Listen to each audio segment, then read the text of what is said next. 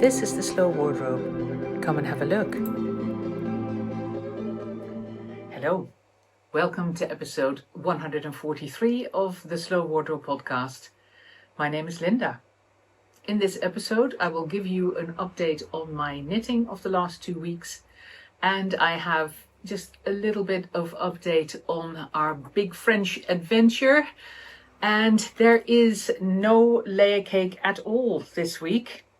The last pre-order of the new striders, the new culottes, closed and of course 2 weeks ago, and there are no more pre-orders between now and the date that we are closing the order books.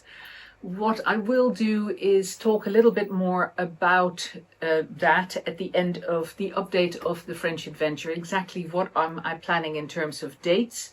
So scroll towards the end if you don't want to hear about my knitting and about the French adventure as such, and I will give you an update on dates there. But first, an update on my knitting.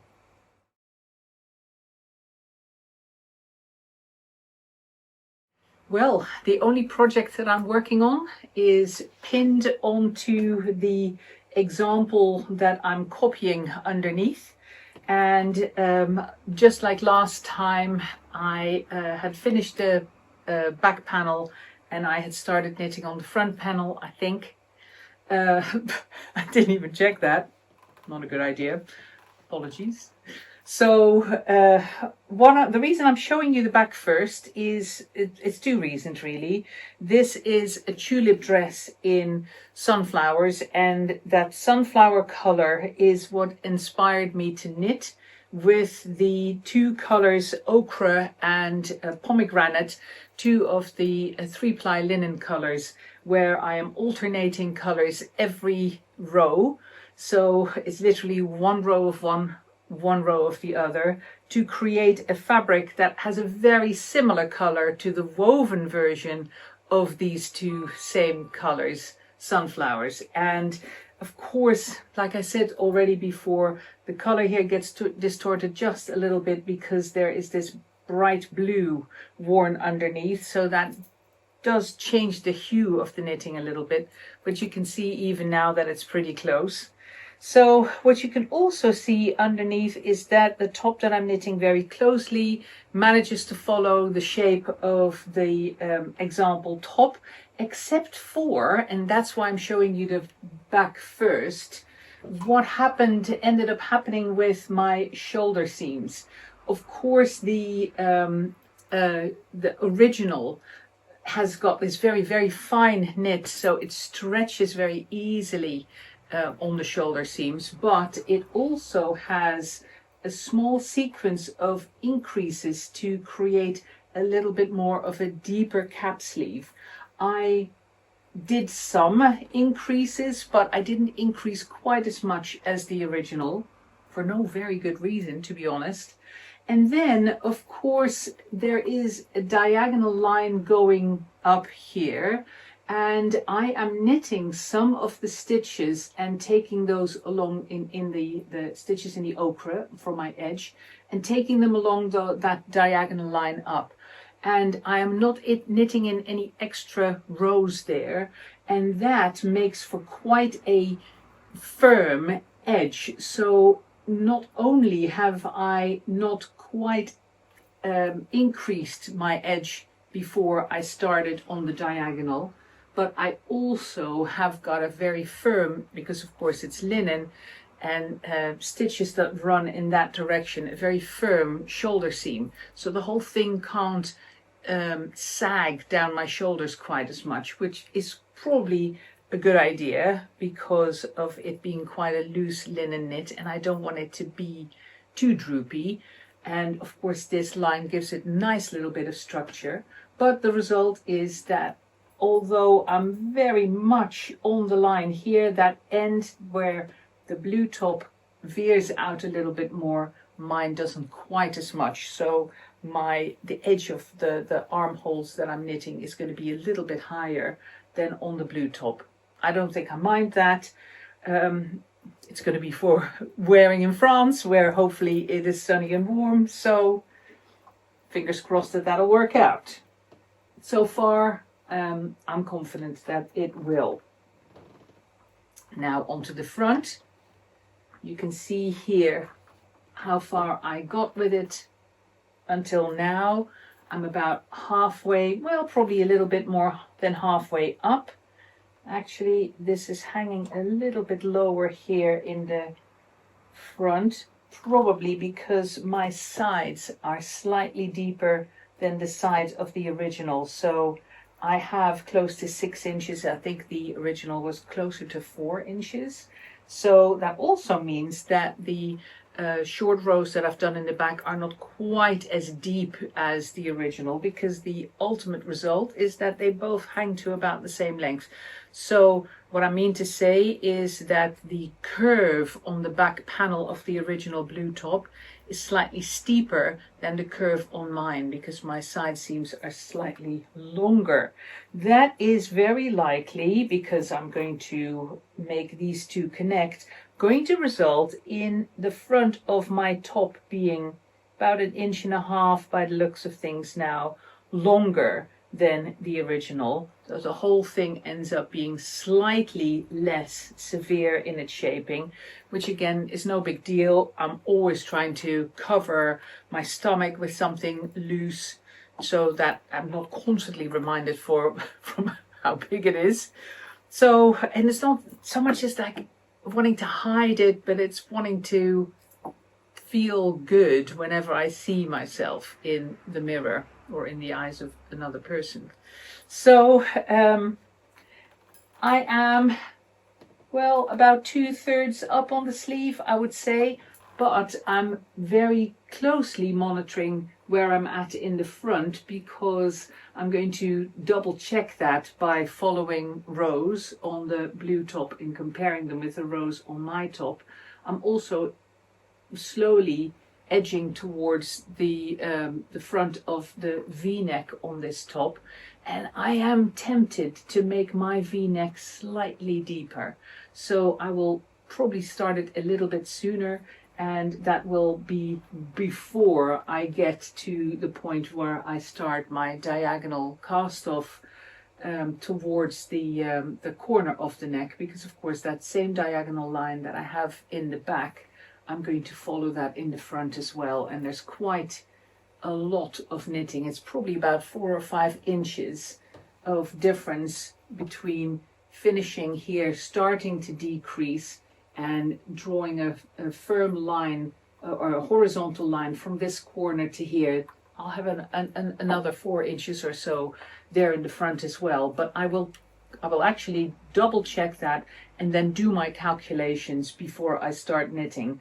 I don't just knit on the fly and then hold it against the blue top all the time.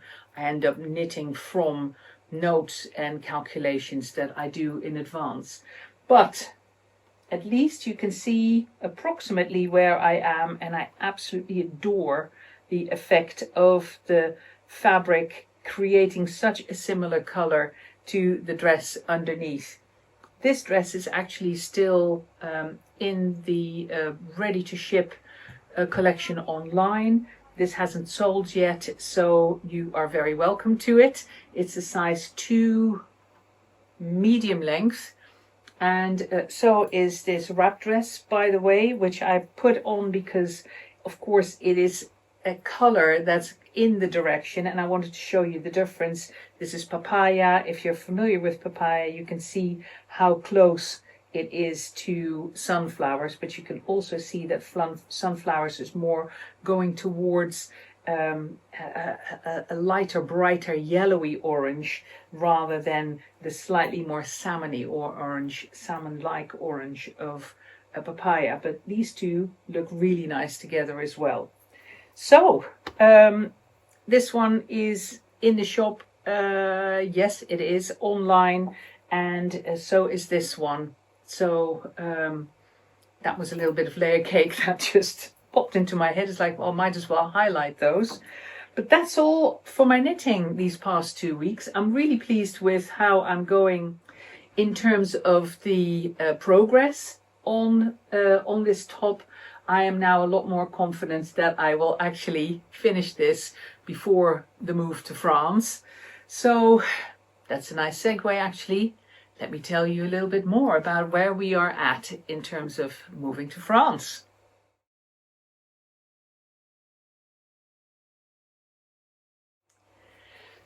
Our French adventure is getting closer, it's edging closer, although it is still not 100% certain.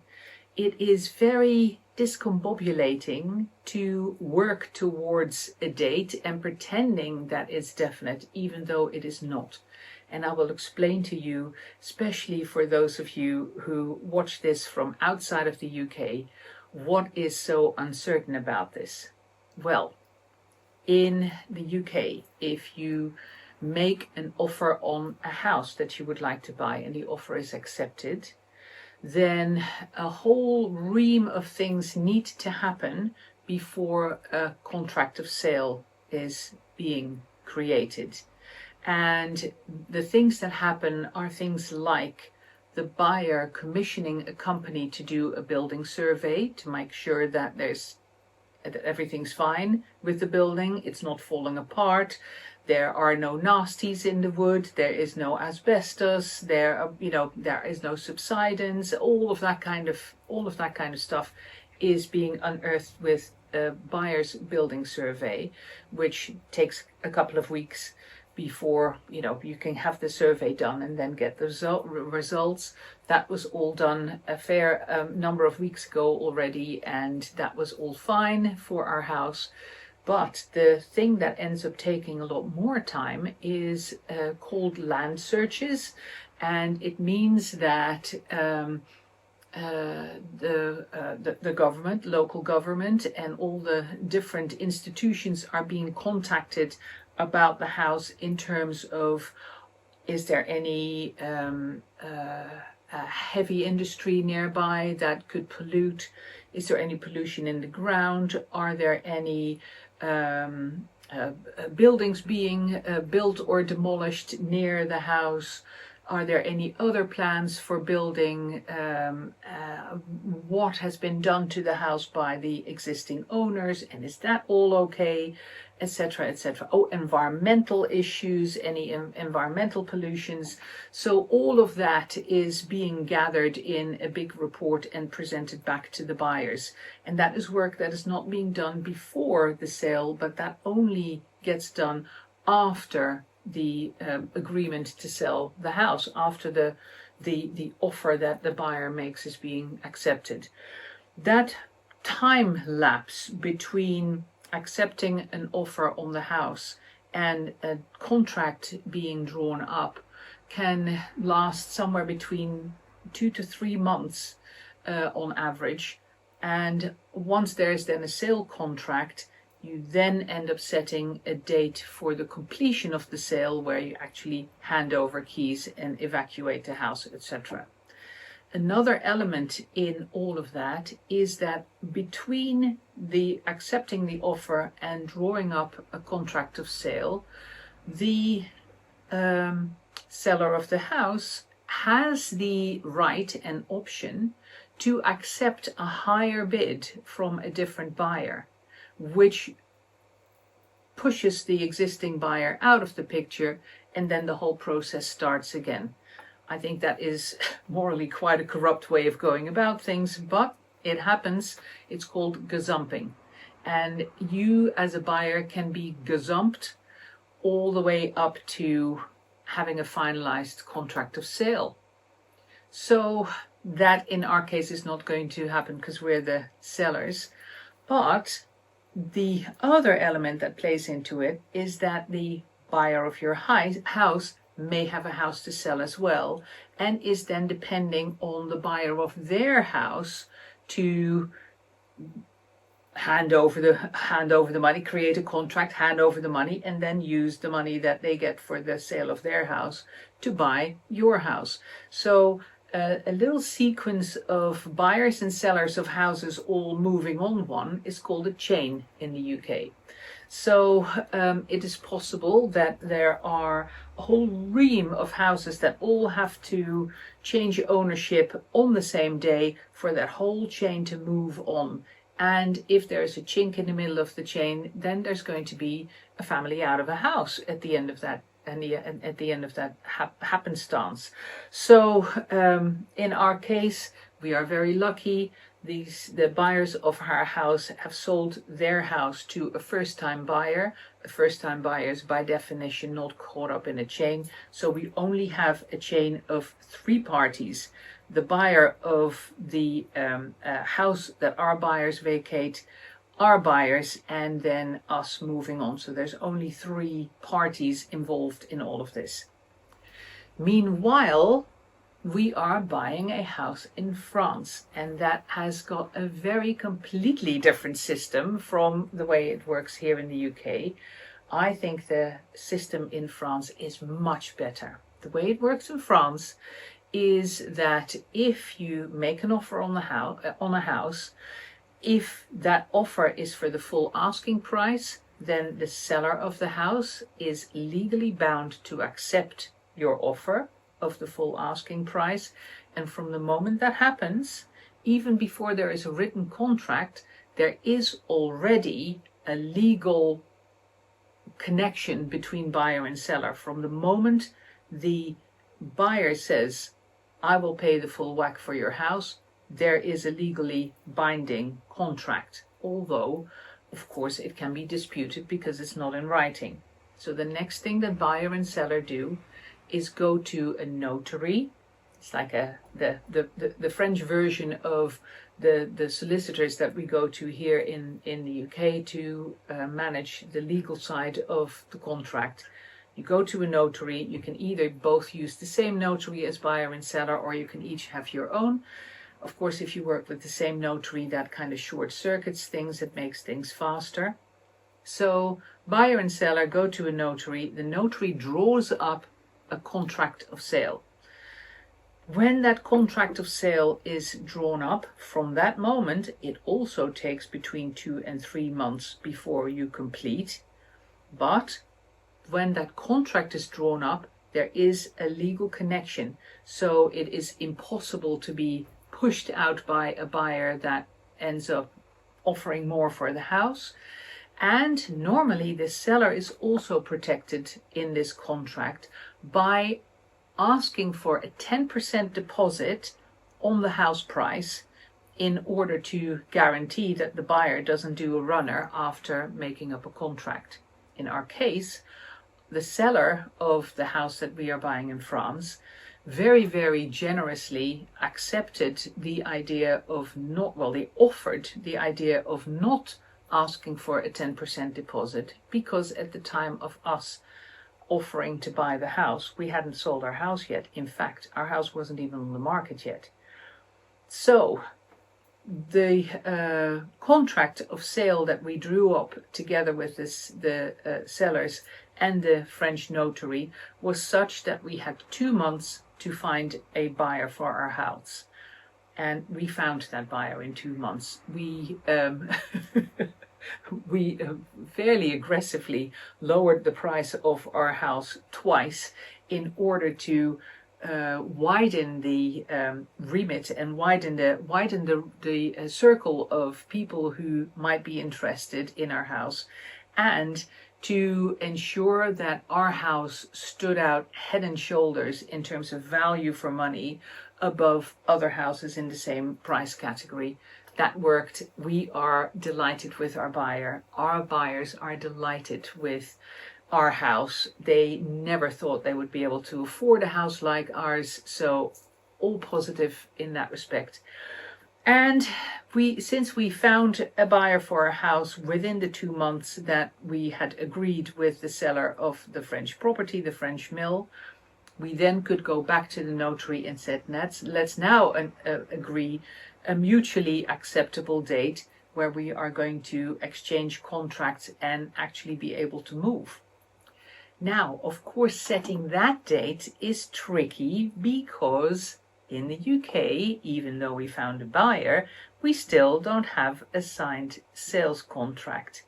We expect that within the next 7 days or so, within the next week, we should be able to expect a contract.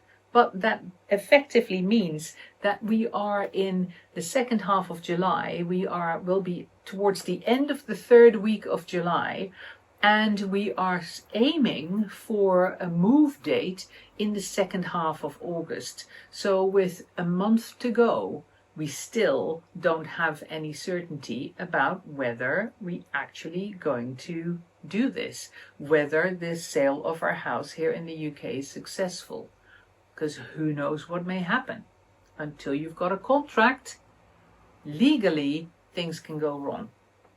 So that is where we are at. And however keen I would be to show you some pictures of the house that we've sold here in the UK, and some pictures or even a video of the mill that we're moving to in France, I don't feel confident doing that until I know for certain that this is all going to happen. So please bear with me, and I will show you, of course, lots of the mill. Maybe I should even wait until we're in there so that you see it with our furniture rather than furniture that isn't ours and decorated in the style that isn't ours. But anyway, I'll decide on that as soon as possible and let you know. But that is where we are at with France. Now, it looks most likely that we will, if all goes according to plan, that we will move out of our house in like maybe the third week of August, and then we won't be able to move into the mill until about a week later, because that's also something that is different in France. Once you have agreed a completion date, a completion date as in handing over keys, you actually have to pay for the house 3 days before that completion date, which again is different here in the UK. You exchange contracts, and then on the day of completion, the money gets transferred and the keys are handed over, which is also a stressy situation very often here, because banks and it regularly happens that people will arrive at the house that they have bought, but that with the removal company on their heels, but they can't actually get into the house because there's confusion about money, or the banks are being slow and nobody's confirming whether the money has actually been transferred, and then the seller of the house can't hand over the keys. It's crazy. Anyway, in France, it is organized such that you transfer that money 3 days before. So if we were buying and selling in France, then everything would run smoothly, of course. But because we're selling here in the UK, we're buying in France, we will theoretically, because of course we're using part of the money that we receive for the house that we're selling here in the UK to buy our French property. So only once we have completed and exited from our UK house will we have the money to pay for the French house. So the minimum amount of time that we will be effectively homeless is 3 days between our money going into the French bank and the keys being handed over. And that is luckily a mechanism and a way of working that the international removal companies that you work with if you move from the UK to France are all very, very used to. They know that this is always the case. There are a lot of people who move countries who will evacuate their house in the UK, put their stuff in storage, and then start looking for a house in France. We went about it completely backwards by stumbling on this mill when we weren't even sure yet that we wanted to live in that area. But we lost our heads and our hearts, and we went back once and feel just as strongly about this mill as we did before. So we are so dead keen to live there. So because of that, there is that gap for us of a couple of days. So that also means that moving out of our house here in the UK may come before the end of August. And that may mean, depending on the orders that we are getting in, they are coming in still thick and fast at the moment. So Andrea is working with an ever-increasing order book at the moment to fulfill all those orders, except of course for the ready-to-ship stock that is going out immediately as an order comes in, as immediate as I can manage.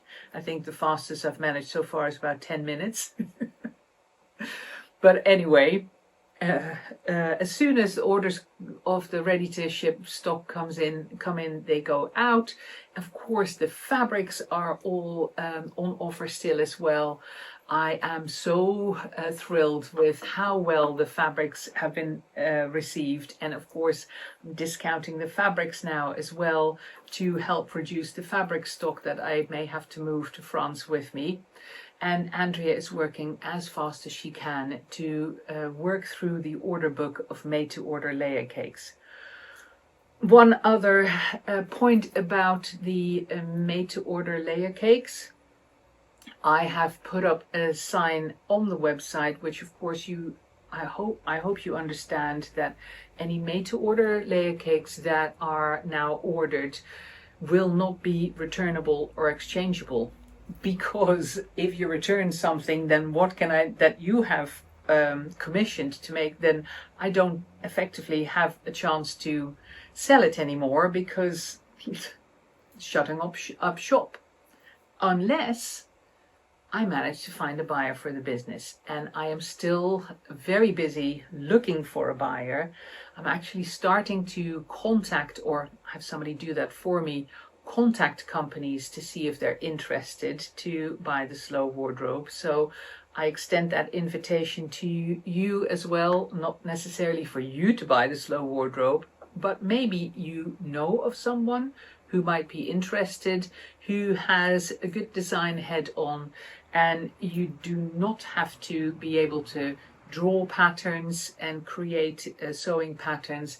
Andrea does all the drawing of the patterns as well as the making of the garments. But if you have a head for garment design and fancy the idea of running a company like the Slow Wardrobe, I can assure you it is hard work, but it's very satisfying, and it can be very profitable if you are willing to put some serious effort into it and grow the business. I think the business has tremendous growth potential. I decided to keep it to a one-woman organization with Andrea as a contractor, but of course it can be run in many different ways. If you know of someone who may be interested, please give me a shout and I will point them in the direction of the person helping me sell the business, who will do everything properly and legally and whatever. But until then, until that happens, until I find a buyer, I have to work on the basis that I am ceasing trading when I move abroad. So what I'm looking at is that it is possible that we actually move out of our house in the third week of August. And in terms of removal companies, moving stock, moving fabric, etc., I may not be able to keep the order book open until the end of August. I will communicate that as soon as I know more. I also have an idea for the next podcast. By the next podcast, I should know exactly what's happening and when. But I realized that I have some sample garments, very often the first version of a new design that may be slightly different or in a different color from what we used for the final design, or there may be a slight different measurement to it or whatever. And I have some of those sample garments still around. Of course, I don't need them for anything, so I thought I'll show them on the next podcast and put them up for sale on the website. I may end up doing the same with some of the sample knits that I made over the years of my own designs, and whatever I can find that I think, let's share it with the world. Some of you who aren't knitters but who would like the idea of having some of my knits, I will put those on the podcast and put them up for sale as well. But that's going to be the next episode, 144, which will come out on the 1st of August. And by then, if not the week before, next week, in the next newsletter, you should be able to give you definite dates for when we close the order book for made-to-order layer cakes, and when I stop shipping ready to ship layer cakes as well.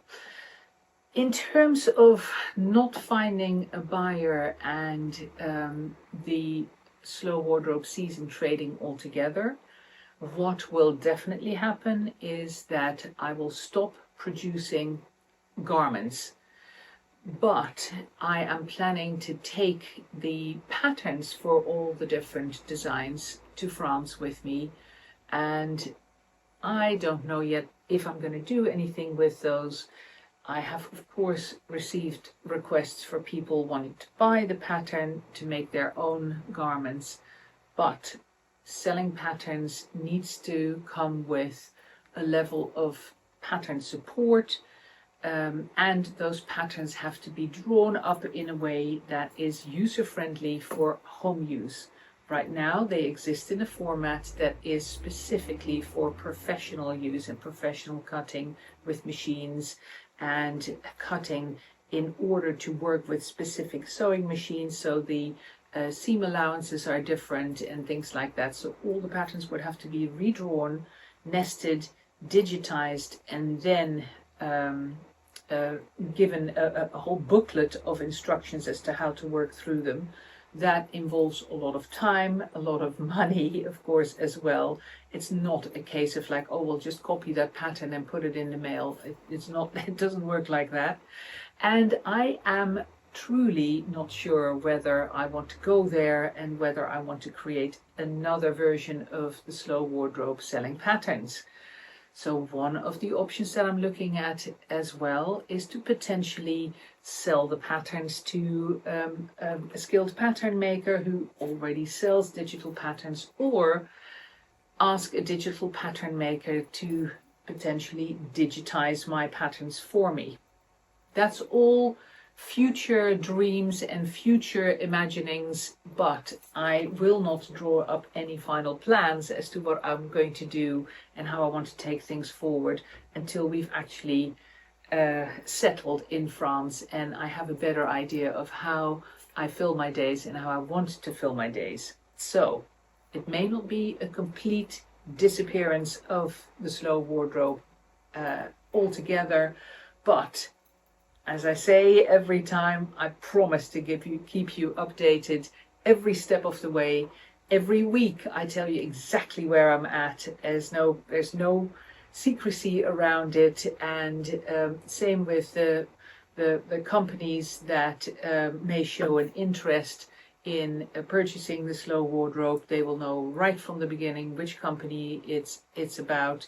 They get an insight in the finances of the company.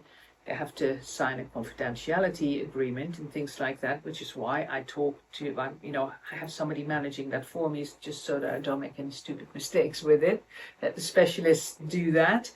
But the bottom line is, I just don't know where I am yet with it, and that's why I keep being provisional about it. But what I am going to do is stop creating garments that are being shipped. That's definitely completely off the cards once I'm in France. So I hope that gives you enough of an insight. If you want any more garments either ready to ship or made to order, then put your orders in as soon as possible. The more of an overview we have of what is still to be made, the easier it is for us to manage, for both me and for Andrea. Thank you very much for sitting through this massive monologue, and thank you for all your support for the slow wardrobe, and I promise to see you again soon.